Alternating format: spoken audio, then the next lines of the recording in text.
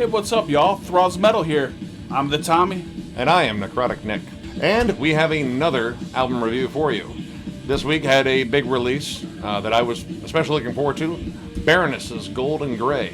This came out on the 14th of June on Abraxan Hymn Records, which I believe is Baroness's imprint. Not really sure, but I'm pretty sure that's the case. This is a band from Savannah, Georgia. They've been around since 2003, and they've kind of run the gamut of different styles, starting off as like kind of a sludge metal band, then moving more into stoner rock territory and almost alternative, and well, Definitely very cross-genre. across a lot of genres, and well, you really never know what you're going to get, and well, we didn't know what we were going to get, and we were definitely surprised. Definitely lots of surprising things happened on this album.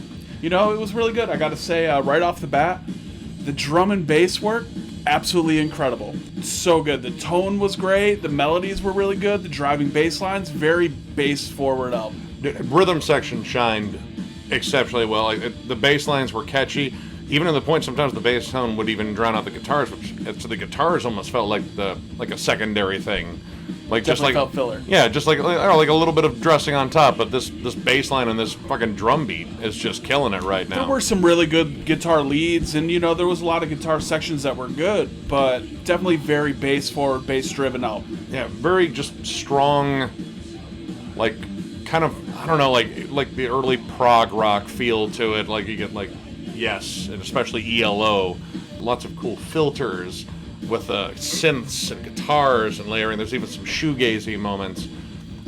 When they're rocking, they're going pretty much full steam, and it's really cool. This is definitely a change in sound from Purple. There's not a lot of heft in the guitars, which works in a lot of moments, but there are some moments I feel it was missing. It was missing. Like, just a good crunchy riff would have just driven this moment home. 100% agreed. But for the most part, I really dig the songwriting. I think Baisley's vocals have gotten so much better over the years. Like, there's been a real progression. The vocals were on point. They were very well produced. They sounded incredible throughout the entire album. Even the tracks that I was more iffy about, the vocals sounded really good. Yeah, the production overall I think was really good too. Very organic, almost has a kind of a classic rock feel, but with some modern touches.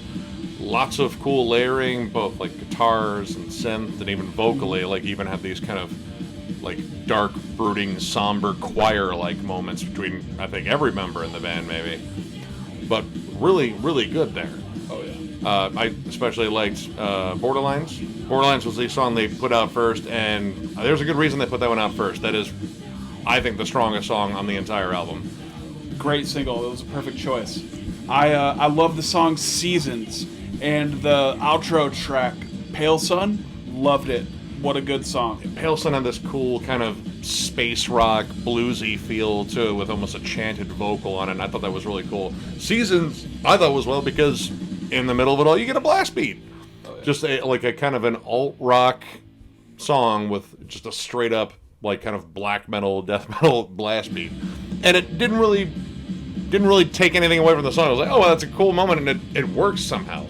Very interesting. Now, there were some issues with this album. It's 17 tracks. It's more than a little bloated. I want to say 5 of those tracks are interludes.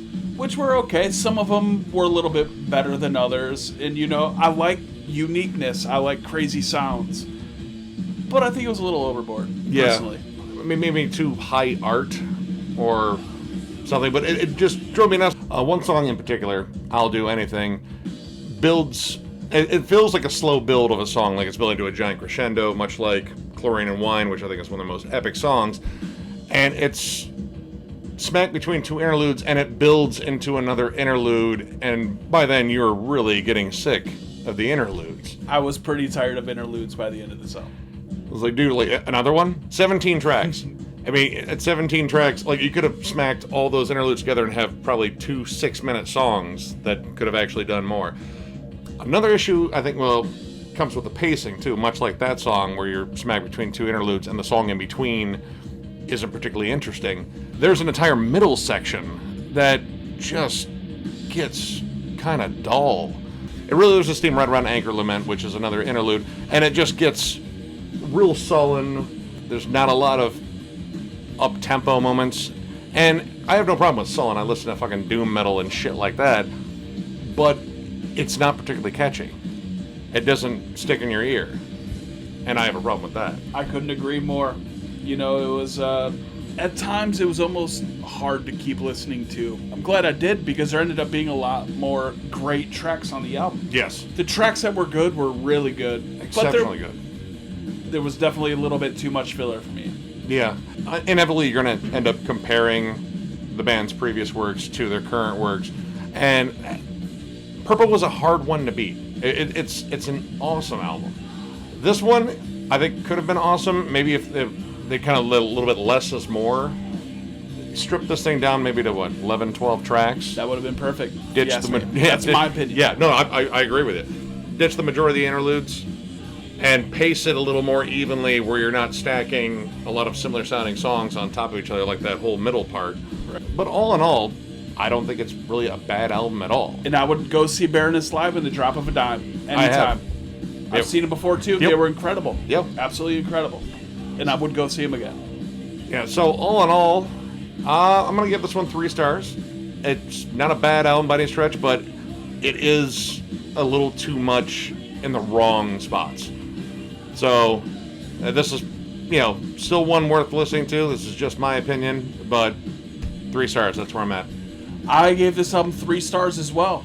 You know, I would have given it more stars if there wasn't as much filler in it as I thought there was. It would have been an easy 4 for me. Again, because the songs that I liked were absolutely killer. But this hit a number 3 for me. Yeah. But, I mean, they all can be winners, and I still think this one has a lot of merit. I don't know if it's probably not going to make my year-end list, but there is a lot of stuff worth listening to, and yeah, if you ever have the chance, go see Baroness live. They are incredible. And also the artwork on this album yeah. was absolutely incredible. Some of the best album artwork I've seen in a really long time. I think, honestly, this is one of his best pieces. John Baisley is a fantastic artist. I have artwork of his on my walls. I bought a print at the last show. Oh yeah. It was awesome. But yeah, if you like the video, give it a thumbs up. And if you're new to the channel, subscribe. We do shit like this all the time. All the time. Catch you later, man. Later.